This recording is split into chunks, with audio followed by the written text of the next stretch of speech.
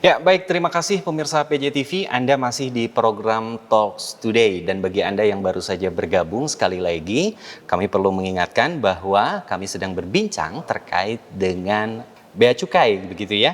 Bersama dengan Pak Budi Santoso. Beliau ini adalah Kepala KPPBC TMPA Bandung. Dan di segmen tadi kita membahas tentang penegakan hukum terkait dengan barang-barang ilegal, dan ternyata tidak hanya penegakannya saja itu berjalan simultan berbanding lurus, artinya bersama dengan edukasinya dan sosialisasi ke masyarakat. Nah, ini juga perlu diketahui oleh masyarakat bagaimana terkait dengan sosialisasi, Pak. Kira-kira kenapa perlu disosialisasikan begitu? Apakah sosialisasi itu juga hanya dilakukan pada saat berbarengan dengan penegakannya hukum saja? Artinya ketika ada barang ilegal ditemukan, kemudian saat itu juga sosialisasi dilakukan. Nah, itu bagaimana, Pak? Ya, terima kasih Kang Oki. Jadi sosialisasi ini memang tadi ya dijalankan simultan dengan penindakan terhadap pelanggaran Undang-Undang Cukai ya, khususnya terkait dengan rokok ini. Nah, sosialisasi ini kan memang kita jalankan dalam bentuk tidak hanya secara dengan cara-cara konvensional, tapi kami juga melakukan sosialisasi itu dengan media-media, misalnya pagelaran seni, ya kan? Ini sambil menghidupkan budaya daerah, ya, karena kita bisa dapat menghidupkan budaya yang ada di daerah, sekaligus juga sosialisasi ke masyarakat. Nah, mengapa penting ini kita sosialisasi? Karena memang kita butuh dukungan dan partisipasi masyarakat. Ya, kami bisa aja melakukan penindakan, tapi kalau nggak didukung oleh masyarakat, ini akan hasilnya tidak akan maksimal. Ya, dukungan yang kami perlukan dari masyarakat apa ya? Tidak mengkonsumsi rokok-rokok ilegal, melaporkan jika melihat ada peredaran rokok ilegal pada kami, dan kemudian menyadari juga bahwa ini nanti hasil dari pungutan cukai rokok-rokok yang legal, ini nantinya akan kembali lagi kepada masyarakat, ya, melalui DPHJHT. Dan program-program pembangunan oleh pemerintah. Jadi itu pentingnya kita melakukan sosialisasi ke masyarakat. Nah, sekarang mungkin kalau Indonesia termasuk di katakanlah Bandung dan sekitarnya begitu ya, terkait dengan rokok ilegal begitu ya, Pak ya. Ini banyak juga ya industri-industri kecilnya begitu ya, Pak ya. Banyak ya. Ya. Nah, seperti apa rokok ilegal dan misalnya hukumannya bila kedapatan ada masyarakat yang menjual rokok ilegal begitu? Iya, jadi rokok ilegal ini sebenarnya kan bisa kita kenali ya. Makanya ini juga kami sampaikan kepada masyarakat, pemirsa PJTV juga, bahwa untuk tahap pertama kita pengenalan rokok ilegal dulu. Rokok ilegal itu pertama ciri-cirinya ya, yang sangat mudah nanti masyarakat untuk melihat itu kalau nggak ada pita cukainya. Jadi kalau rokok itu kan pasti di atasnya itu ada melintang pita cukai. Ya. Jika tidak ada, nah itu ilegal. Ya. Satu itu. Kemudian yang kedua, dilekati pita cukai. Tapi pita cukainya palsu. Nah, memang kalau palsu ini tidak mudah masyarakat untuk langsung mengenali ini palsu atau tidak palsu. Tapi nanti kami ada sosialisasi juga ke masyarakat untuk pengenalan pita cukai palsu. Ini kami lakukan juga, sering kami lakukan juga. Dan itu bisa diakses juga di media-media kita yang ada ya. Kalau ada kecurigaan gitu, lapor ke Bea Cukai. Kemudian yang ketiga, pakai pita cukai tapi pita cukainya bekas. Ya ketahuan ya pita cukai yang asli, yang baru dengan yang bekas kan mestinya kan kita bisa lihat, ini kayaknya bekas pakai, lapor ke Bea Cukai, ya kan? Ini yang nakal-nakal ini.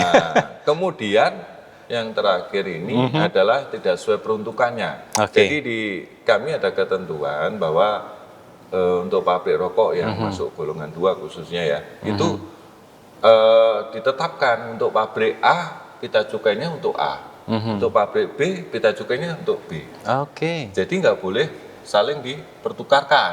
Oke. Nah ini kalau saling dipertukarkan, ini berarti juga melanggar undang-undang cukai. Ini Oke. ini Iya, beberapa iya. contoh rokok yang melanggar ketentuan undang-undang Oke. cukai ya, itu ciri-cirinya.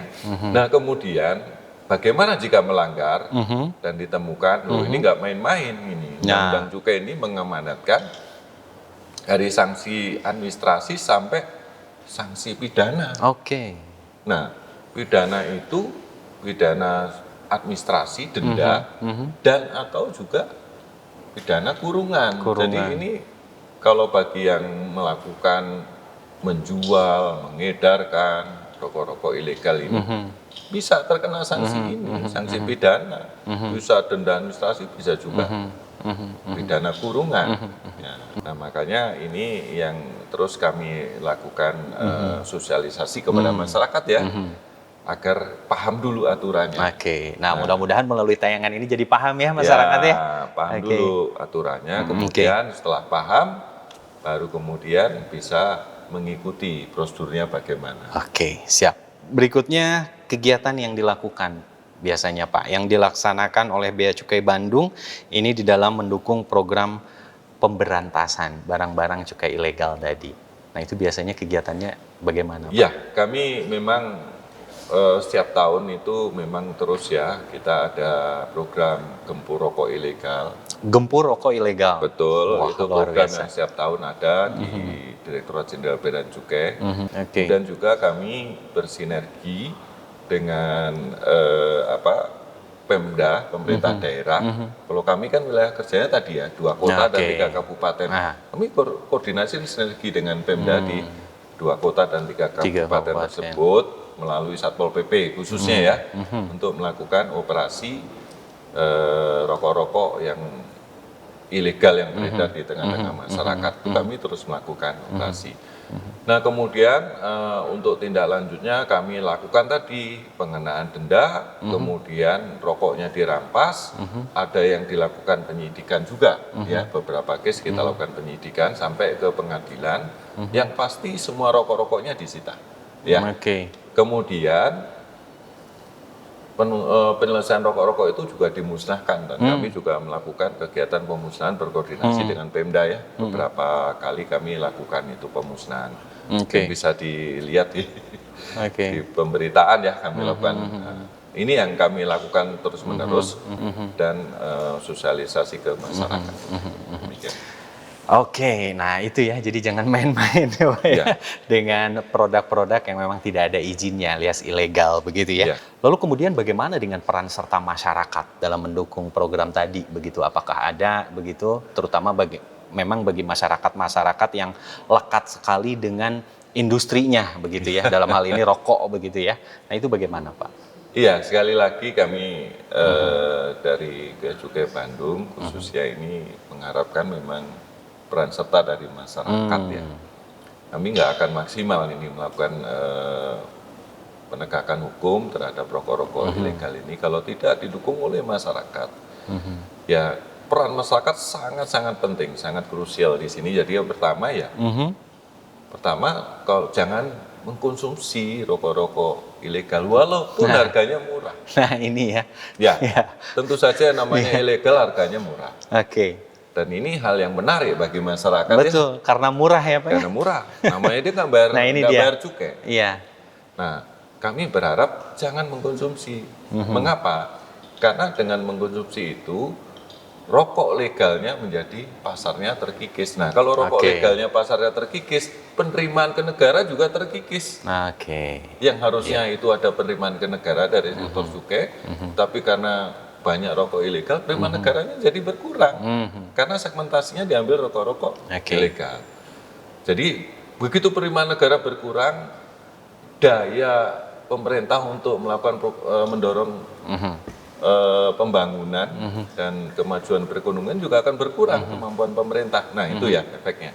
Kemudian yang kedua, barang-barang ilegal ini tentu saja tidak melalui proses yang layak untuk kesehatannya ya, Oke. untuk uji labnya segala macam. Rokok bukan barang yang bagus untuk kesehatan, Betul. tapi yang ilegal jauh lebih nggak bagus lagi. Iya betul Ya, betul. nah ini kan membahayakan. Nah, Nah sehingga masyarakat juga perlu tahu ini, jangan sembarangan mengkonsumsi Oke. karena nanti efeknya bagi kesehatan Oke. juga pasti tidaklah baik kan gitu. oke. Kalau keterlibatan langsung dari masyarakat itu Pak, apakah ada atau tidak begitu untuk membantu Ya. ini? Tentu saja tadi ya tidak mengkonsumsi, kemudian tidak terlibat dalam peredarannya juga, sudah nggak mengkonsumsi jangan terlibat dalam peredarannya, kemudian juga melihat, tahu, mendengar ada di wilayah sekitarnya ya. Dia tahu ada peredaran rokok-rokok ilegal, segera melaporkan Nah, ini bisa melapornya ke? ke kantor Bea Cukai. Oke. Kalau dekatnya kantor Bea Cukai Bandung, lapor kantor Bea Cukai Bandung ya. Oke. Nah, kita juga ada medianya ya, ada saluran-salurannya untuk melaporkan. Kemudian juga bisa juga melaporkan tidak di kantor Bea Cukai juga bisa, di Satpol PP juga boleh. Boleh, Karena kami dengan Satpol PP kan sebenarnya jadi satu unit yang koordinasinya sangat intens ya. Jika lapor ke Satpol PP setempat juga nggak masalah, Oke. karena nanti pasti juga koordinasinya dengan kami. Ini akan langsung dilakukan upaya Tentu pemberantasan saja begitu ya? kami akan respon dengan semaksimal mungkin. Setiap pengaduan, laporan masyarakat kami selalu respon. Oke. Dan kami nanti respon kami juga akan kami sampaikan lagi kepada yang melaporkan Oke. hasilnya. Oke. Oh, dilaporkin lagi ya ke yang Ya. laporinnya ya? Kami sampaikan lagi dulu Oke, hasilnya. oke, luar biasa sekali ini ya. Baik, Bapak nanti kita lanjutin lagi terkait dengan sosialisasi. Bagaimana sosialisasinya kepada masyarakat dan kenapa perlu sih harus disosialisasikan? Apakah masyarakat awam seperti masyarakat biasa begitu, artinya yang tidak terlibat dengan industri itu juga perlu pengetahuan tentang bea cukai ini?